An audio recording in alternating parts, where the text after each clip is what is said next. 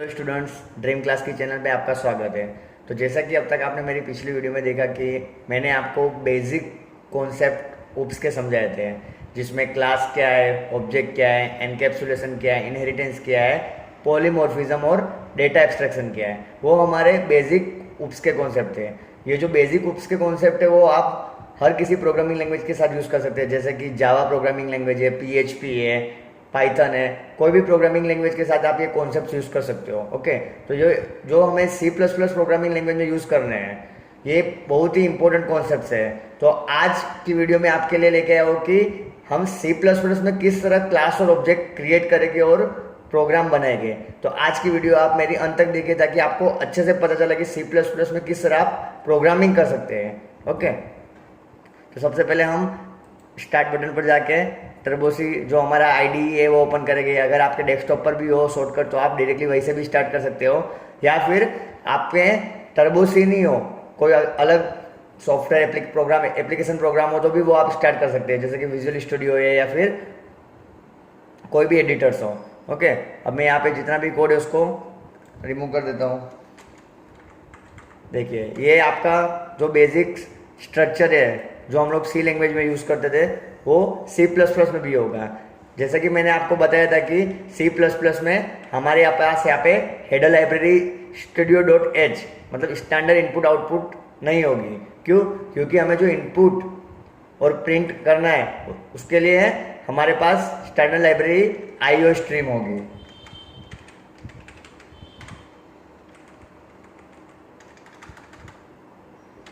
क्योंकि C++ में हम सी आउट और सी इन, कंसोल इनपुट और कंसोल प्रिंट, वो दो स्टेटमेंट यूज करेंगे इनपुट और आउटपुट के लिए। सी लैंग्वेज में हम प्रिंटफ स्कैनफ यूज करते थे जो स्टूडियो लाइब्रेरी में था, और गेट ch हम यूज करेंगे, वो हमारी कोनियो लाइब्रेरी के अंदर स्टोर हुआ है। ओके, अभी आप देख सकते हैं कि जो आपका कंपाइलर है वो सीधा वर्ड मेन में जंप करेगा। ओके, तो जैसे कि मैंने आपको पिछली वीडियो में दिखाया था कि C++ को object oriented programming system programming language बोलते हैं, क्योंकि वो बॉटम टू अप वर्क तो करता ही है, लेकिन वो ऑब्जेक्ट ओरिएंटेड इसलिए क्योंकि उसमें क्लास का ऑब्जेक्ट क्रिएट करते हैं। ओके, अब मैं आपको बताऊंगा कि इसमें किस तरह क्लास क्रिएट करते हैं। तो उसके लिए आपको क्लास स्पेस, यहाँ पे आपको कोई भी क्लास का नाम दे देना है, जैसे कि मैंने यहाँ पे दे दिया student. Okay, opening bracket, closing bracket और टर्मिनेशन ऑफ क्लास मतलब सेमीकोलन, ताकि वो क्लास का आपको टर्मिनेट करेगा।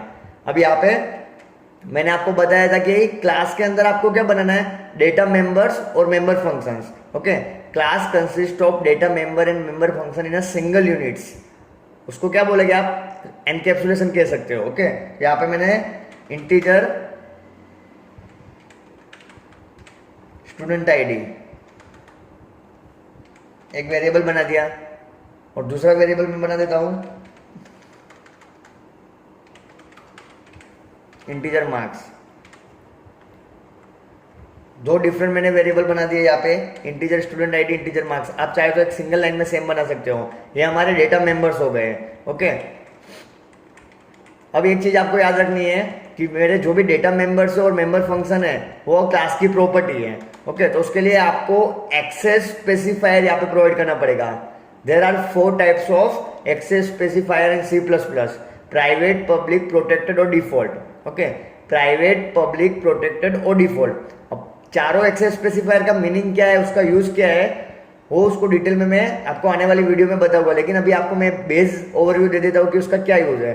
अगर आप यहाँ पे एक्सेस स्पेसिफायर प्राइवेट लिख रहे हो, इसका मतलब क्या है कि ये जो आपके वेरिएबल्स और मेंबर फंक्शंस हो गए जो भी, वो उसका access only for within a class के अंदर होगा।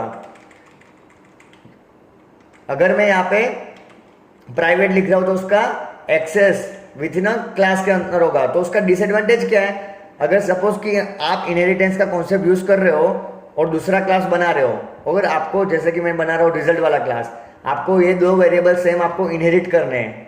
ओके, अब इनहेरिटेंस क्या है, इनहेरिटेंस मतलब inheritance is the process of creating a new class based on existing class. उसमें आप बेस क्लास, डिराइव्ड क्लास वाला कॉन्सेप्ट मैंने आपको बताया था, और भी डिटेल में मैं आपको आने वाली वीडियो में समझाऊंगा कि इनहेरिटेंस क्या है। तो उस टाइम पे क्या होगा कि जो स्टूडेंट आईडी और मार्क्स वाले जो आपके डेटा मेंबर्स है, ये क्लास की प्रॉपर्टी क्लास के बाहर एक्सेस नहीं कर पाओगे।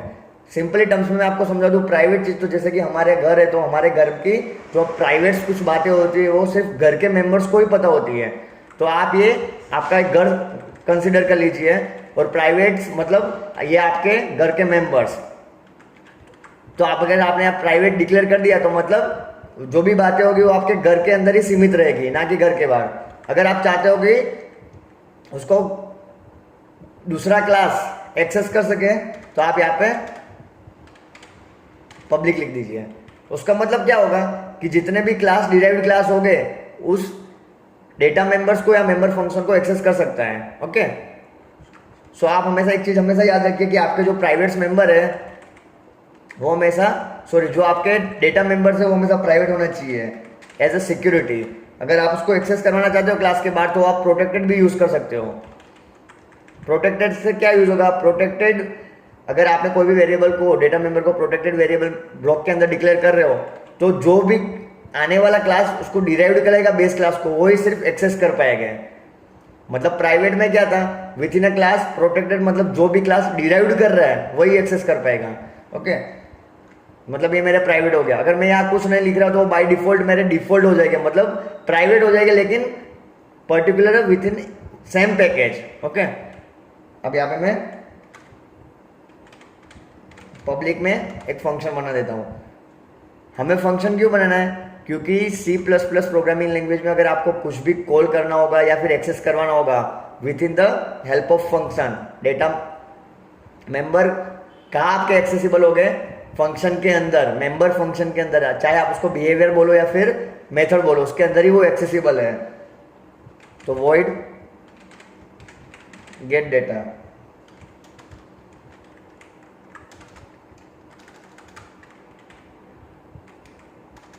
इसके अंदर एक मैं सी आउट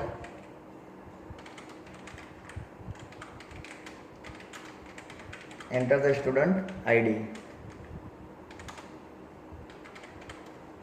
सीन मतलब कंसोल इनपुट, आपका जो वेरिएबल है वो स्टूडेंट आईडी को मैं यूजर इनपुट ले रहा हूँ, स्टूडेंट अंडरस्कोर आईडी। सेम मैं मार्क्स वाले वेरिएबल को ले लेता हूँ, एंटर द मार्क्स,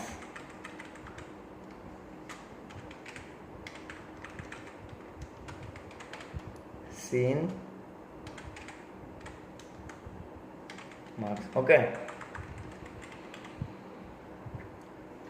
ये आपकी सिंटेक्स है, ये आपको मैनिपुलेटर यूज करने पड़ेंगे। डबल लेस देन साइन मतलब वो प्रिंट कर रहा है। अभी C++ में, सी लैंग्वेज में हमारे पास एस्केप सीक्वेंसेस कैरेक्टर है, जैसे कि /n/t। /n का काम क्या था, वो न्यू लाइन लाने के लिए यूज होता था। वो सारे एस्केप सीक्वेंसेस C++ में भी यूज हो गए। अगर आपको वो ना यूज करना तो आप मैनिपुलेटर यूज कर सकते हो, जैसे कि endl मतलब and line, endl। Okay,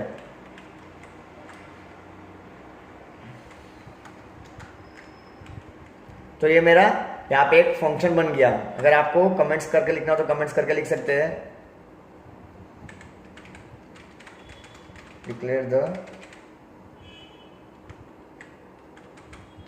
data member,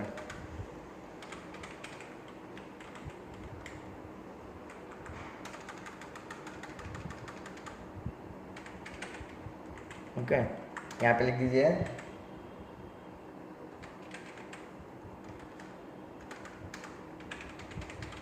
define the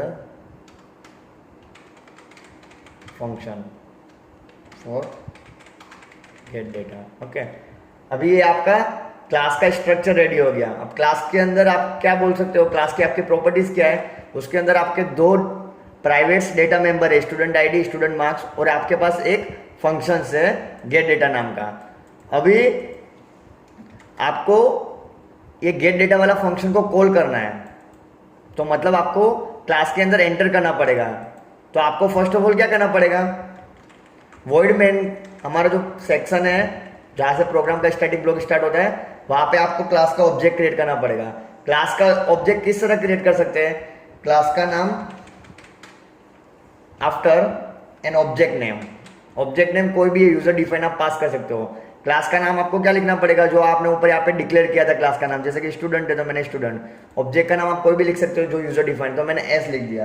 यहाँ पे क्या किया, आप कमेंट में लिख दो क्रिएट एन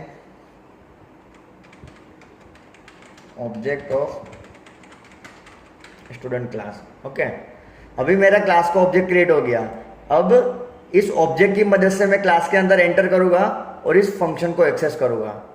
ओके, तो मैं यहाँ पे ऑब्जेक्ट का name with the help of dot operator, अभी आपके पास क्लास के अंदर जरूरी नहीं है कि एक ही फंक्शन है, मोर देन वन फंक्शन भी हो सकते हैं। ओके, जैसे आपकी प्रोग्राम की रिक्वायरमेंट हो उस हिसाब से।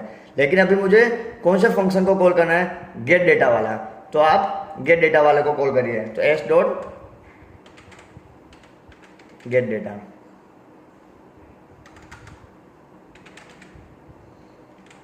अगर इसको मैं सिंपल सिनेरियो में रियल टर्म्स में समझाऊँ आपको, ओके, तो जैसे कि ये आपका क्लास मतलब ये आपके मोबाइल्स की कॉन्टेक्ट लिस्ट की डायरेक्टरी हो गई, जिसमें आपके सारे फ़ोन नंबर स्टोर्स हैं, आपके फ्रेंड्स के, कलीग्स के, आपके फैमिलीज के, जो भी XYZ फ़ोन नंबर स्टोर्स हैं।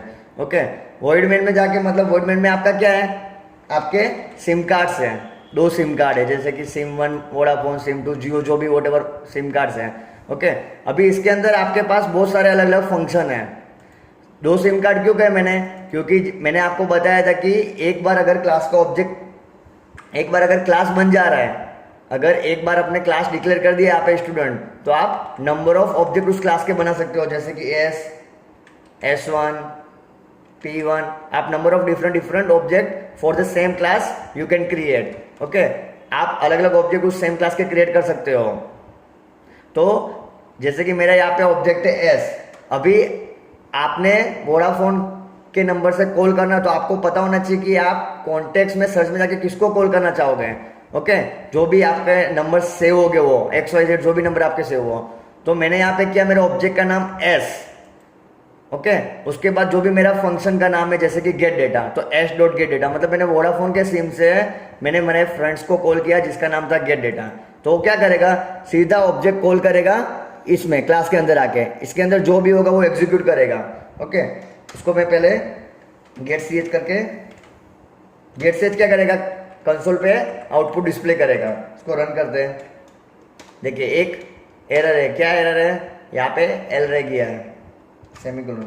इस प्रोग्राम को रन करते हैं, देखिए enter the student ID 12, enter the student marks 67। ये तो जो मैंने यूजर के पास इनपुट लिया वो सिर्फ इनपुट हुआ। अब मेरे को क्या करना है, मैंने जो यूजर इनपुट लिया वो मुझे एज इट इज प्रिंट करवाना है। ओके, तो हम क्या करेंगे, मैं यहाँ पे एक और फंक्शन क्रिएट कर देता हूं, void put data। आप फंक्शन के नाम कोई भी बना सकते हो। अगर आपको पता ना हो कि फंक्शन किस तरह क्रिएट करते हैं, किस तरह डिफाइन करते हैं, किस तरह कॉल करते हैं, तो आप मेरी C लैंग्वेज की प्लेलिस्ट में जाके देख सकते हैं। वहाँ पे मैंने फंक्शन को डिटेल में समझाया था कि फंक्शन के 2 टाइप्स हैं, इनबिल्ट फंक्शन और UDF user defined function. Function क्या करता है, वैल्यू भी रिटर्न कर सकता है, मतलब फंक्शन बहुत ही इंपॉर्टेंट है एज अ प्रोग्रामिंग कॉन्सेप्ट के रूप में। ओके, यहाँ पे मैं पुट डेटा नाम का मैंने फंक्शन बना दिया है। अब मुझे क्या करना है, मेरे जो भी ये स्टूडेंट ID और मार्क्स इनपुट लिया था मुझे यहाँ पे प्रिंट करना है। तो सी आउट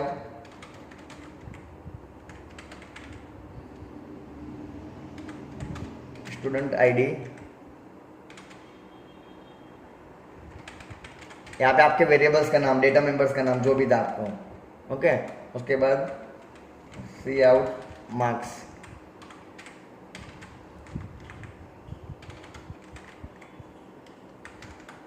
अभी डबल कोट्स के अंदर लिखा है मतलब मुझे एज इट इज प्रिंट करवाना है। यहाँ पे भी देखिए डबल कोट्स के अंदर लिखा है मतलब मुझे as it is message print करवाना है। उसके बाद double less than double angular bracket में मैंने स्टूडेंट ID, मतलब स्टूडेंट ID ये मेरा जो वेरिएबल है उसके अंदर जो मेरी वैल्यू यहाँ पे इनपुट कर रहा है यूजर वो प्रिंट होगा। अगर इसको भी आप डबल कोट्स में लिखते हो तो 2 बार as it is student ID print हो जाएगा। ओके, तो वेरिएबल की वैल्यू अगर आपको प्रिंट करनी हो तो without double quotes marks. Okay, अभी ये मैंने फंक्शन लिख दिया। अब आप डायरेक्ट रन कर रहे हो तो देखिए पहले तो आपकी गार्बेज वैल्यू आ रही है, एंटर द स्टूडेंट ID 12, मतलब फर्स्ट टाइम आपने जो प्रोग्राम रन किया था तब जो यूजर इनपुट ले रहा था वो, कोई बात नहीं, मैं यहाँ पे न्यू वैल्यू इनपुट कर देता हूँ 89। ओके, लेकिन स्टिल आपने कोड लिख दिया लेकिन आपका आउटपुट डिस्प्ले नहीं कर रहा है, क्यों? क्योंकि मैंने आपको बताया था ये आपका फंक्शन क्रिएट हो गया है, लेकिन फंक्शन क्रिएट होने के बाद जब तक आप उसको कॉल नहीं करोगे तो वो वर्क नहीं करेगा। तो यहाँ पे आपको वापस एस डॉट पुट डेटा, और यहाँ पे हम स्क्रीन को क्लियर करवा देते हैं CLR SCR। देखिए स्क्रीन क्लियर हो गई। अब मैं डाल रहा हूँ input ID student ID 5 marks 90। देखिए स्टूडेंट आईडी 5 और मार्क्स 90 प्रिंट हो गए हैं। अगर आपको उसको अच्छे से प्रिंट करना है तो यहाँ पे आप एंडल यूज कर लिए।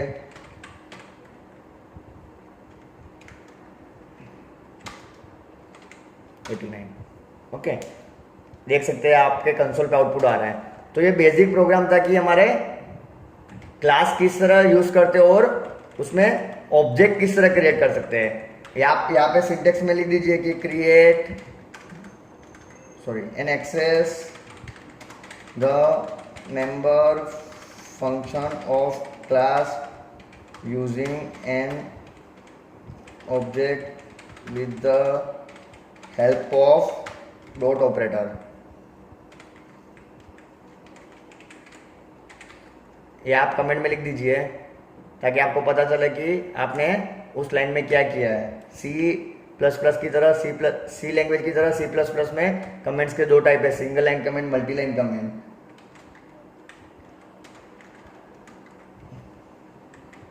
Access the member function of class